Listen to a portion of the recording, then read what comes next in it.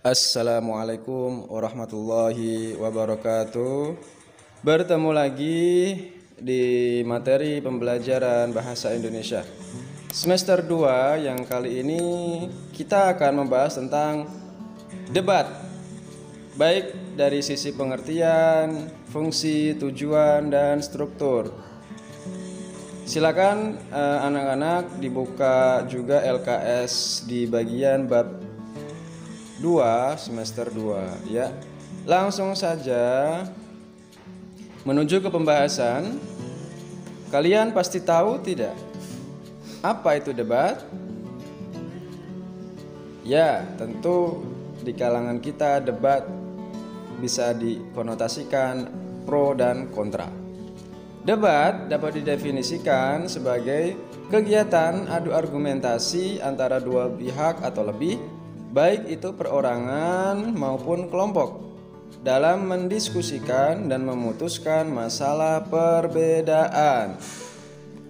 Jika ada sebuah masalah dapat diselesaikan dengan cara berdebat atau berkoordinasi dengan sesama klien atau teman sejawat. Baik, apa saja ciri-ciri debat sih? Ciri-ciri debat dapat dikatakan sangat mudah untuk kita bisa pahami. Yang pertama, terdapat dua sudut pandang yaitu pro dan kontra. Pro dari sudut yang setuju, kontra dari sudut orang yang tidak setuju atau penyanggah.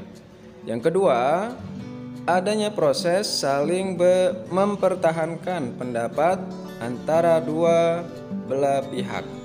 Jadi antara pro dan kontra sama-sama kuat memegang teguh alasan masing-masing. Yang ketiga, adanya adu argumentasi yang bertujuan untuk memperoleh kemenangan. Yang namanya debat harus saling perang argumentasi. Ya, itu intinya ya. Yang keempat, hasil debat diperoleh melalui voting atau keputusan juri.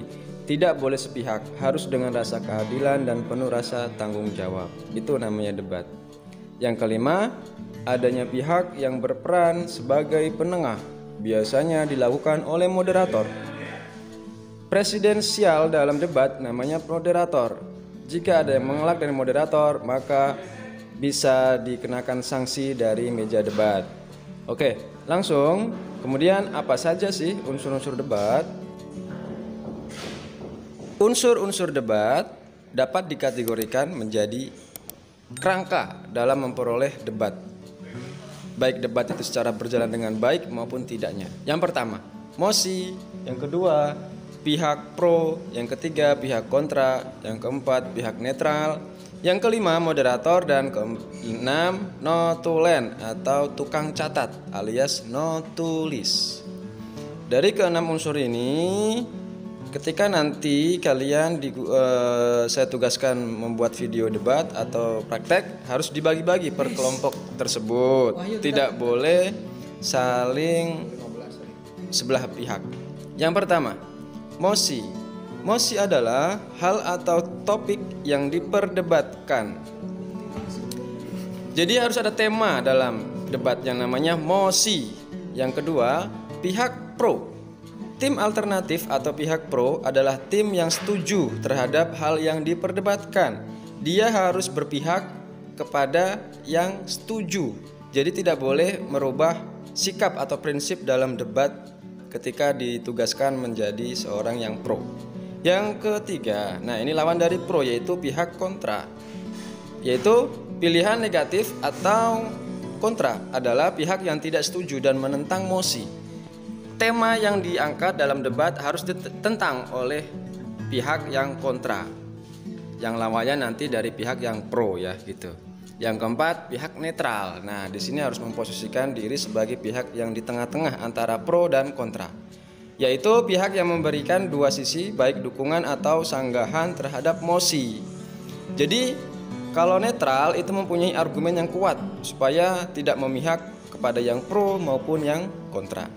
Yang kelima, seorang moderator atau pemimpin dalam persidangan debat, yaitu orang yang memimpin dan membantu jalannya perdebatan. Jadi harus bisa mengatur sekondusif mungkin jalannya debat Debat bisa diukur sukses atau tidaknya tergantung pada seorang moderator. Dan yang terakhir, notulen, yaitu penulis adalah orang yang menulis kesimpulan suatu debat. Tugasnya hanya diam, kalau bisa dikatakannya dia diam dan menulis kesimpulan dari debat tersebut. Ya, langsung menuju ke bagaimana tata cara pelaksanaan debat yang baik. Jika kita lihat, debat yang baik terletak pada sikap seorang moderator. Harus tegas dan tidak boleh memihak satu sama lain. Yang pertama, memahami dan menjalankan peraturan debat yang sudah disepakati. Jika ada salah satu peserta yang mengelak dalam syarat debat, maka bisa didiskualifikasi atau dikeluarkan dalam persidangan debat.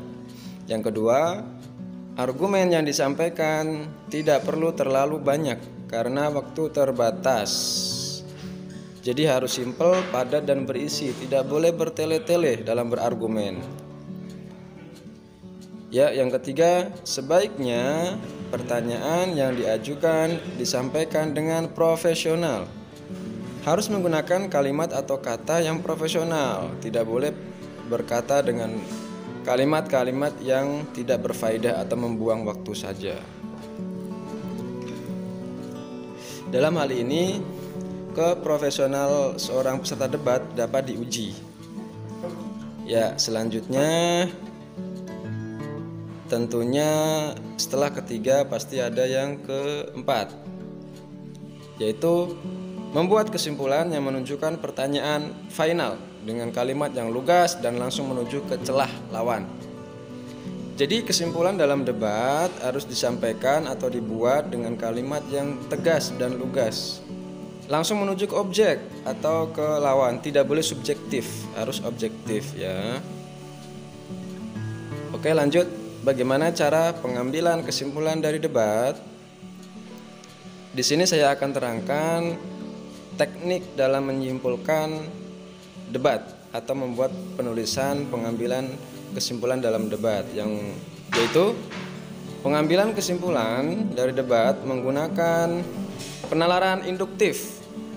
Induktif itu kalimat pokok terlebih dahulu di awal kalimat atau di awal paragraf dengan pola sebagai berikut. Dalam penalaran kesimpulan ada induktif dan deduktif. Kalau induktif itu kalimat pokok terlebih dahulu. Yang pertama, generalisasi atau secara formal kalimat tersebut disimpulkan menjadi sebuah pokok awal pembahasan. Yang kedua, analogi. Analogi itu permainan kata. Dan yang terakhir, sebab akibat. Ada sebab pasti ada akibat. Oke, lanjut. Yang pertama, kita akan jelaskan tentang generalisasi. Sebuah penarikan kesimpulan dengan cara generalisasi berpangkal pada pernyataan yang bersifat khusus terlebih dahulu, kemudian ditarik pernyataan umum. Nah, contohnya misalkan hujan terjadi akibat endapan air di awan kemudian turun ke bumi. Jadi hujan termasuk khusus. Kemudian setelah ada khusus dijabarkan menjadi sebuah pernyataan umum. Yang kedua, analogi. Proses penarikan kesimpulan yang didasarkan pada perbandingan dan hal yang berbeda. Jadi harus ada perbandingan atau analogi ya. Contohnya misalkan perbedaan hujan dan panas. Nah, kata hujan dan panas pasti berbeda karena hujan sifatnya dingin, sedangkan panas sifatnya gerah atau orang merasakan berkeringat dalam tubuhnya. Itu ada lagi yang simpel menurut saya. Yang ketiga, hubungan sebab akibat. Pada penalaran ini, sebab bisa menjadi gagasan utamanya, sedangkan akibat menjadi gagasan penjelas, namun dapat juga terjadi sebaliknya. Jadi antara khusus dan umum, contohnya khusus sebagai sebab, umumnya sebagai akibat. Adanya sebabnya hujan akan turun hujan, itu namanya, dan berakibat menjadi banjir atau longsor, akibat dari hujan. Oke, sampai di situ saja. Semoga bermanfaat.